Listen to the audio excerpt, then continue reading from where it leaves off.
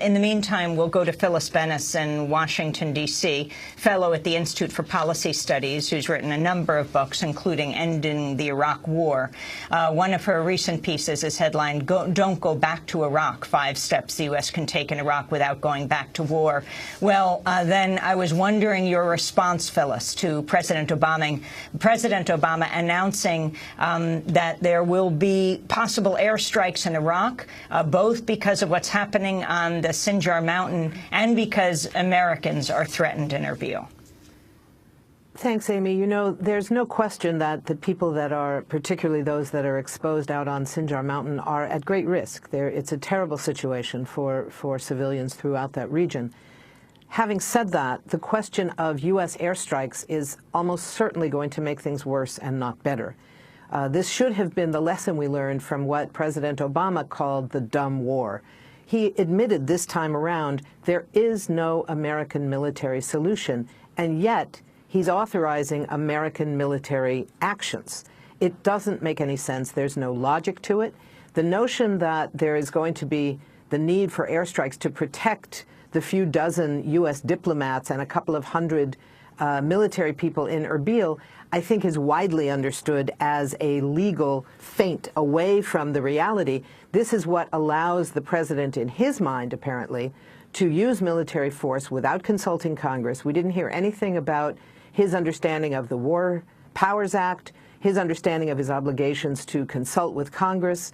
There were reports earlier yesterday afternoon that there had been consultations between the White House and Congress, not in any two-way sense, but that members of Congress were informed, but there's been no details about what that consultation was about. This is simply the White House making the announcement that they may be about to go back to war.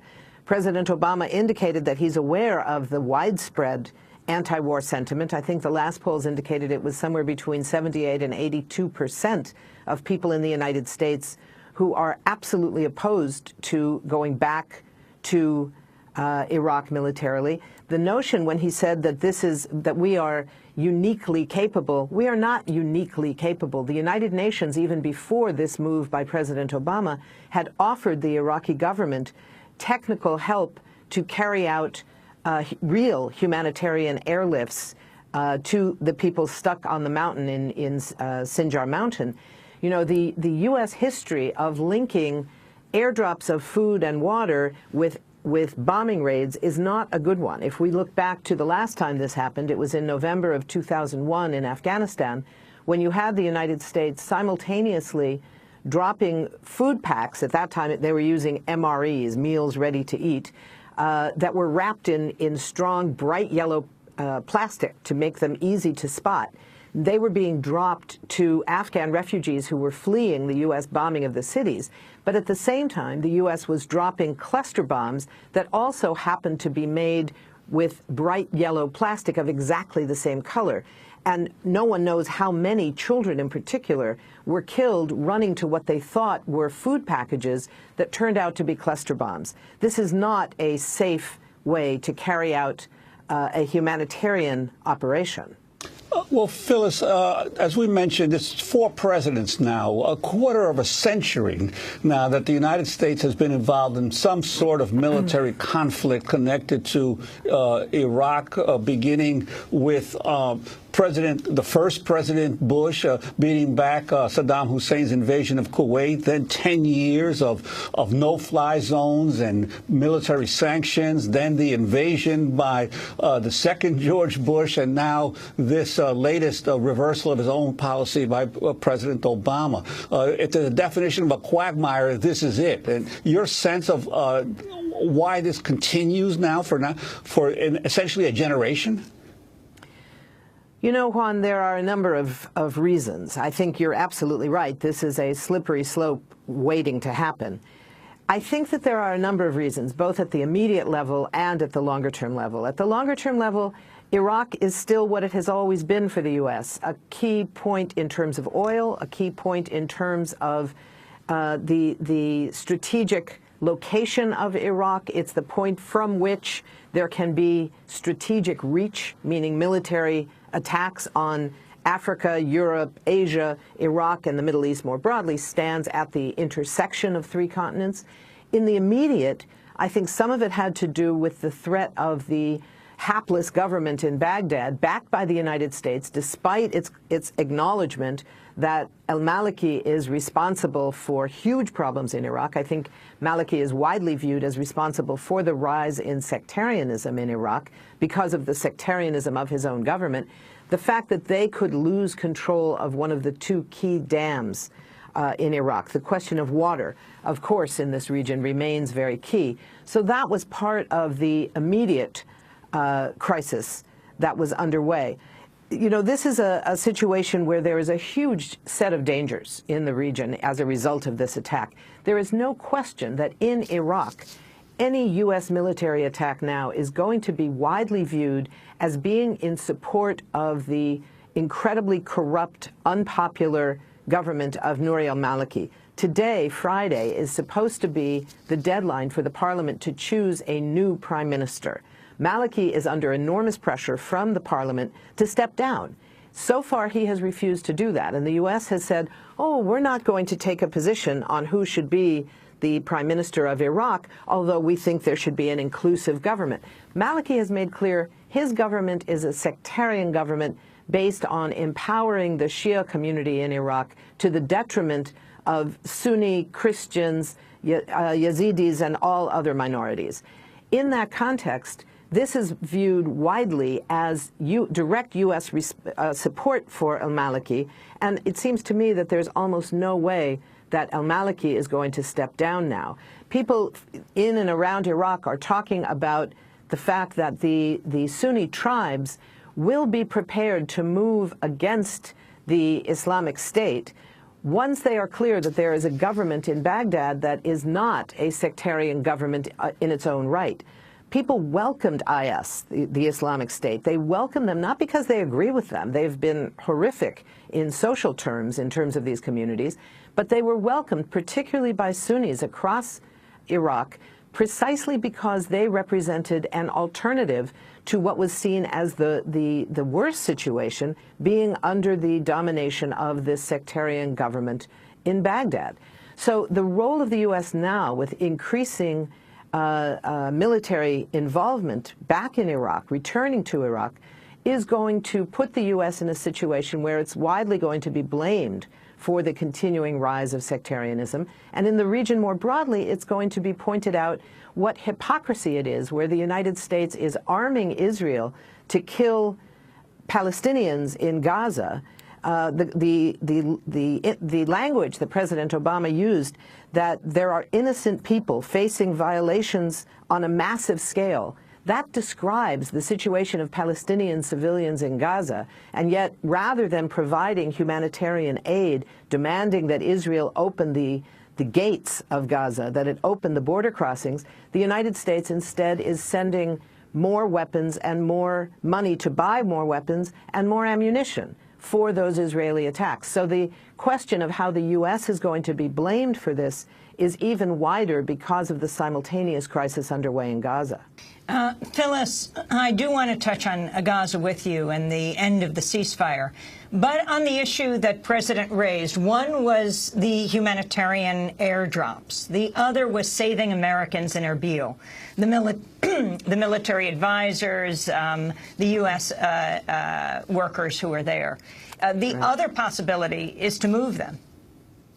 Exactly. If there was so much concern about these 40 or so diplomats and a couple of hundred military advisors, I'm not quite sure that they're as threatened as some reports have indicated. But if there was that concern, that's a completely doable thing to simply get them onto helicopters and planes and move them out.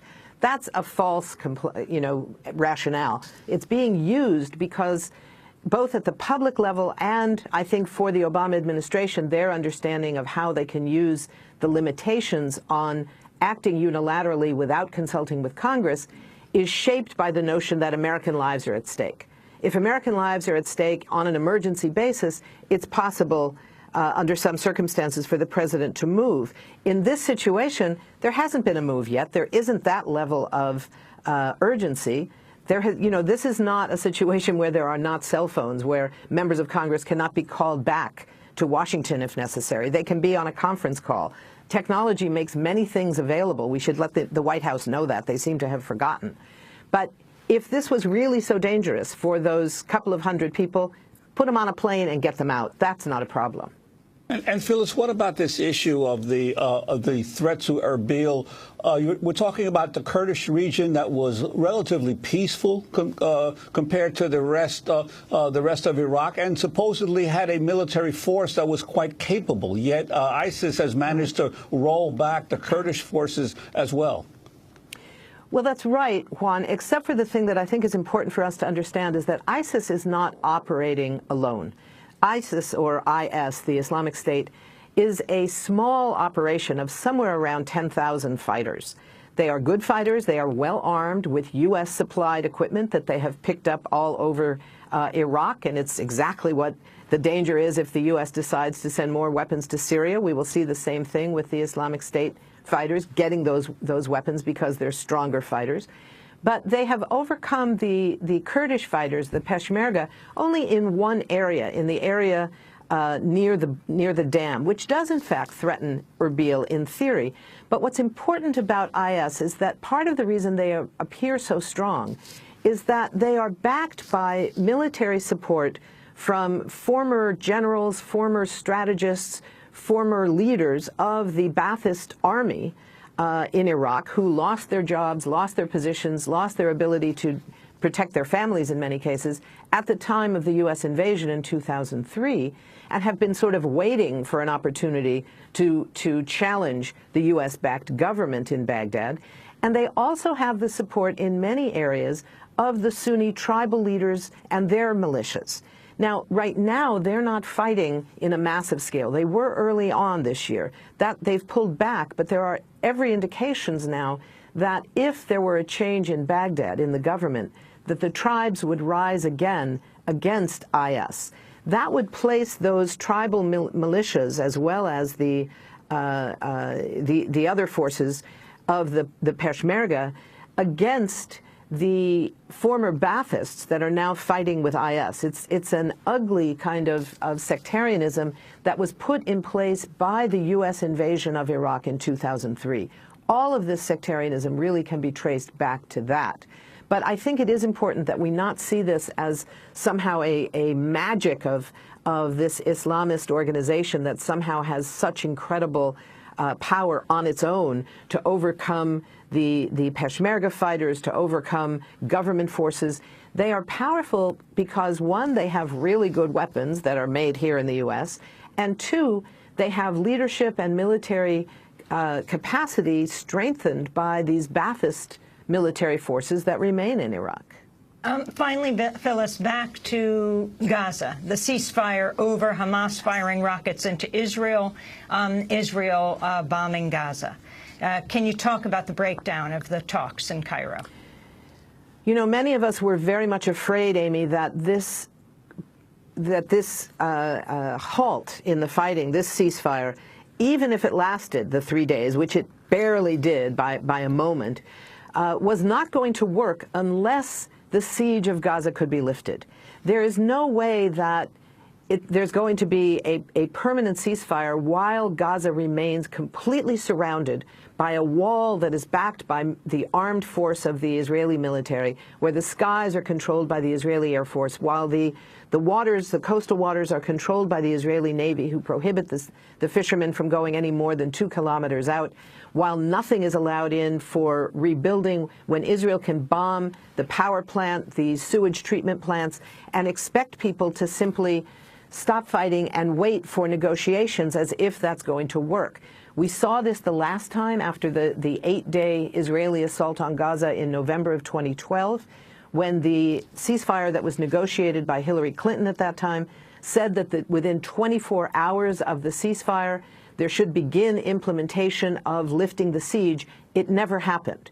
So, not surprisingly, Palestinians, and this is not only Hamas, this is across the board, every political faction, and we should note the United Nations, are calling very clearly for an end to the siege of Gaza. Without that, no temporary ceasefire is going to work. Phyllis, I want to thank you for being with us. Phyllis Bennis, fellow at the Institute for Policy Studies. She's written many books, including Ending the War. One of her recent pieces, headlined, Don't Go Back to Iraq, 5 Steps the U.S. Can Take in Iraq Without Going Back to War. This is Democracy Now!, back in a moment.